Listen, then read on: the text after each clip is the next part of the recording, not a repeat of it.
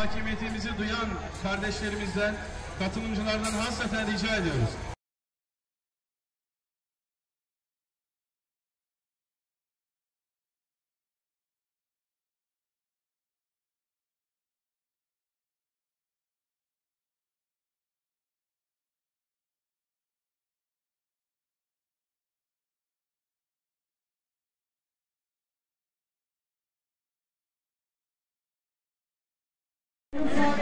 Organizasyon yönetimi güzel bir alanda kurulsa bu sıkıntıları yaşamayacağız. Kıymetli kardeşlerim, lütfen anons aracına yükleniyorsunuz, uyarın diye. Uyarıyoruz. Uyarımız sizde. Lütfen bizim dağlarında durun. Bize ayrılan alanda durun. Geçmeyin. Bize ayrılan alanda durun. Bize ayrılan alanda durursak herhangi bir sıkıntı yaşamayacağız. Lütfen herkes bize ayrılan alanda dursun. Birbirimizi uyarmayalım. Ruhlar katil İsrail'e, ruhlar Siyonizm İsrail'e, Netanyahu'ya, Biden'a, Amerika'ya.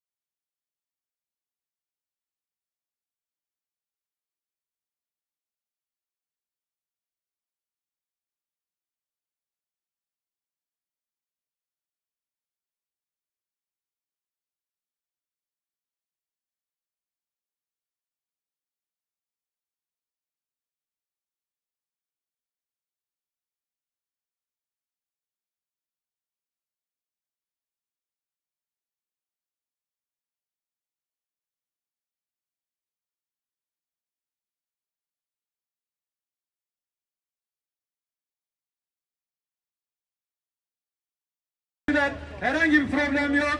Tarlada yürümeyelim. Sahneye bakalım sadece. Sahneye bakalım. Müziğe, konuşmalara bakalım. Gazze'den mesajlar var. Gazze'ye verilecek mesajlar var. Lütfen alanın içinde bize ayrılan alanda durursak, organizasyon heyetinin bize ayırdığı alanda durursak bu sıkıntıları yaşamayacağız. Kıymetli kardeşlerim, lütfen anons aracına yükleniyorsunuz, uyarın diye. Uyarıyoruz. Uyarımız size. Lütfen miting alanında durun. Bize ayrılan alanda durun. Geçmeyin. Bize ayrılan alanda durun. Bize ayrılan alanda durursak herhangi bir sıkıntı yaşanmayacak. Lütfen herkes bize ayrılan alanda dursun. Birbirimizi yuhlamayalım. Yuhlar katil İsrail'e. Yuhlar Siyonizm İsrail'ine. Netanyahu'ya, Biden'a, Amerika'ya. Kahrolsun İsrail!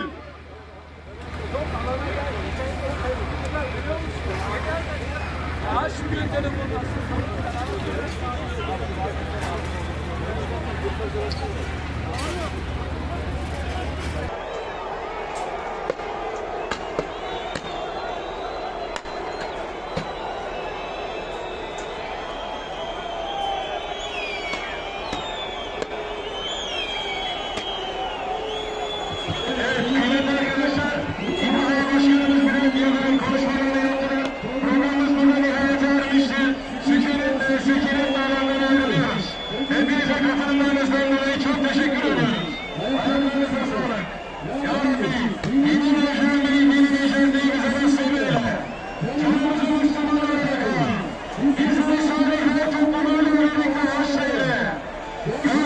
Kardeşlerim